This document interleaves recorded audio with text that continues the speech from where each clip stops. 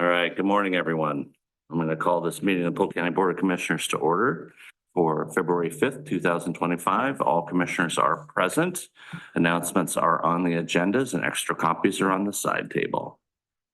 First item up is for comments for items not on the agenda. I'm going to read this into the record again, even though there may not be speakers. For items not on the agenda, limited to 3 minutes, we encourage all community members to engage with public comments to the Board of Commissioners. However, out of respect for our audience and a general sense of decorum, please refrain from vulgar, threatening, or inappropriate language. Okay. Doesn't look like we have anybody that wants to comment. Next up is the approval of the agenda. Also move. Second. It's been moved and seconded. All those in favor signify by saying aye. Aye. Aye. Passed unanimously. Approval of the minutes from January 29th. Also move. Second. It's been moved and seconded. All those in favor signify by saying aye. Aye. Aye. Passed unanimously. And approval of the consent calendar. Also move. Second. It's been moved and seconded. All those in favor signify by saying aye. Aye. Aye. Passes unanimously. Now we have our Polk County audit. Brad and Kathy. Good to see you again this week. So we'll go.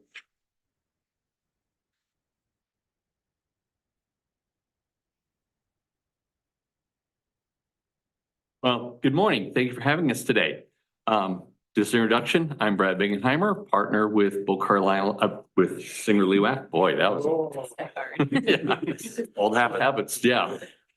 And with me is Kathy Wilson, also of Singer Lewack. And we are very pleased to have been the county's auditors for the year ended June 30, 2024. And we have issued our opinion on the financial statements that you have in front of you. That's what we would consider to be an unmodified opinion, which basically says, in our opinion, these financial statements present fairly in all material respects the financial position and results of operations for the county for the year ended June 30, 2024. So the county at the end of the year had total assets and deferred outflows of $130.5 million. Against that, you had liabilities and deferred inflows of $73.3 million. So your net position at the end of the year is $57.2 million, which is an increase of 11.4 from the prior year. In looking at the governmental funds that the county operates, your total revenue for the year was $84.2 million. And your total expenditures were $84.5 million. So a very tiny difference between revenues and expenditures. The total ending fund balances for the county were $32.3 million. And that is largely made up of three funds, which is the general fund, which had an ending fund balance of $6.5 million. The public works fund had an ending fund balance of $4.1 million. And the behavioral health fund, which had an ending fund balance of $18.5 million. One of the items I always like to point out is that has a significant effect on the net position of the county is your share of the Oregon PERS liability. So the effect of all that on your financial statements is it's a negative effect on your net position of $28.2 million. The net pension liability this last year increased $11.4 million. Your total net pension liability is $44 million reported as of June 30, 2024. Measured as of June 30, 2023. And your current contributions for every dollar of payroll that's subject to PERS, you're contributing 23.96 cents. So basically 24 cents. Every PERS subject payroll is also going then to PERS. As we were going through the audit, we did identify one item that we've characterized as a past journal entry. And this has to do with the opioid settlements. So as you may know, various pharmaceuticals entered into agreements with the federal government and all various state attorney generals that basically said, if you stop, pursuing litigation against us, we'll basically make monetary payments. They'll be distributed to the federal government and down into local governments. And so every city or county that has a population of over 10,000 will get a share of the Oregon money. And the way this works, because it's a settlement, accounting rules would say, well, at the point in time that the settlement was reached, you would have a receivable for the amount that you would expect to receive. However, there's a lot of uncertainty in my mind about those future payments. They will be stretching out. They started in 23. They will go all the way out until 2035. So there's, anything can happen between now and then.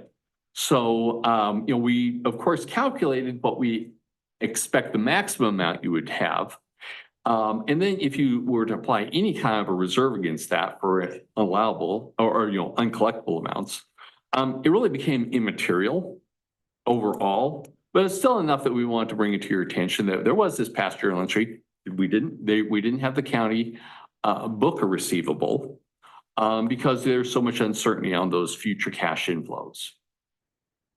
So that's about the only thing that we found in terms of a difference for accounting purposes. That's obviously true across all local jurisdictions. Yeah. When we look at it, it's a not a small amount that you'll potentially be getting, but it's not quite big enough that it makes sense to book it. Plus, with like I said, with the uncertainty of it, I'm not a betting man. I don't know what's going to happen in the next 10 years. So I don't know if all these companies are going to make all these payments. Because if any of them should go bankrupt or file other types of legal actions, you just never know what's going to happen with that. So erring on the side of being conservative rather than reporting something that you might not get, we agreed that it's something that does not need to be booked. Okay. And that's at the net position level. At the fund level, because the funds are reserved in use, you would have an offsetting unearned revenue. So there's no impact at the fund level to fund balance. And that played into the consideration when management decided to pass on that adjustments. So Kathy's going to talk about some of the legal compliance. Okay, so I'm going to present the auditor's report to the Oregon State on your compliance with the regulations. There was nothing that came to our attention except for a few things related to budget. There were some over expenditures of appropriations in a few of the funds, behavioral health, law, library, fair, management services, and insurance. And then also there was a change in the domestic mediation fund where there was an increase of more than 5,000 or 10% and 10% from the approved budget. Where there wasn't a supplemental budget that was prepared. And so those were our findings that were there. We don't have an internal control letter this year. We didn't have any findings related to internal control. You'll also find in the back of the report, the letter that is our report in accordance with government auditing standards. And we've moved this report because it really belongs in financial statements as opposed to in the federal compliance report, because the audit itself is done in compliance with government auditing standards, as well as the work that we do for federal compliance. And there is nothing in the report there to report. There were no findings related to that. Any questions on either of those? You should also have a copy of the federal grant compliance report. And in that, we have our report in accordance with uniform guidance in your compliance therewith. which again, we had nothing in there to report. If there was something to report there, there would have been something to report as well in this report. The two programs we looked at this year were again, the coronavirus monies. Just they keep carrying on. We're hoping that they'll start trickling away, right? They've been a big help to a lot of places, but I'm sure that you're all tired of us having to audit those funds. And then we also looked at the Fish and Wildlife Cluster this year because of the work that you did in Buena Vista. So, you know, there were enough funds there. We had no findings related to this. So, and you had total federal expenditures were 6.8. Can I add one thing? You sure can. On that, in the past, the reason why you're getting like two booklets is the smaller one is all federal funding. Like that report is just about federal funds. It used to be at the back of the audit, but they could explain to you why they're stating them like separately. We decided to pull those out separately because if there was to be a correction made to this report, if it was included in here, you would have to do everything up to that time in all of this work as well. So if you have it separately, this is the isolated piece. I think it's helpful for us as well. Yes. Yeah. And also the state of Oregon doesn't need a copy of No, it. right. So it's just for the state of Oregon, we just have them submitted what's, you know, required by the state. And this is what we're seeing. It's a trend overall that we're seeing more and more places split apart the federal compliance from the audited financial statements. And the federal compliance report does get uploaded to the federal Clearinghouse. audit clearinghouse Yeah. where all of those are stored. So anybody has access to be able to review. And one last thing, sorry. Page A on the big sheet for the big packet of the audit is their audit letter that's talking about that we got a clean opinion, right? Yes. And then the last couple pages of that book is where they're talking about any budget findings or and the other regulatory reports they just talked about. They're just in two separate places, which would be confusing if you don't know. So just a heads up if you're looking for those. Kick it off and then we complete it. So I have a question, I guess just a silly question, but on the letter to the Board of Commissioners, you are addressing the Board of Commissioners and the Polk County Extension Service District. Oh, the county and the Yeah, extension service. yeah, so as the Extension Service District, we've also issued a report on its financial statements. It is considered a blended component unit of the city, of the county, which means it's presented as another fund in the county's audit report. But we do separately issue a report because that's required under Oregon law to do it, given its size. Once again, clean opinion, nothing really to talk about there. And then so since the Board of Commissioners acts also as the board for the Extension Service District, and it not really separable, we just issue one letter to both that covers the required. What you're telling me, Brad, is I've missed that outline in this letter in the past. That's been there all along and I just haven't seen it. Okay. Yeah. Thank you. Yep. It just saves one more letter, and it would say the same, you know, or even less because there isn't that much in the Extension Service District. So But as you said, there'll be a separate report. There's there's a separate report, Yeah. yes. Thank you. Any other questions? No questions, just a comment when you're ready. Yeah, go. Just want to share kudos to our county accountant and our finance office team members for kind of weathering this anomalous federal revenue period. With those opportunities comes a lot of work and reporting and responsibility to be good stewards of those funds, and just huge appreciation for all of it, including that added piece. There will be more of a status quo going forward, I would think, unless some other big change in our lives happens, which could be the case, but really appreciate the extra work. Yeah, and we like to thank your county staff also. When a client's ready, we can come in, we can get the audit done, we can get it issued in a timely manner. We really appreciate the work that your county staff do. Of course, as auditors, we come in and we ask 1,000,001 annoying questions.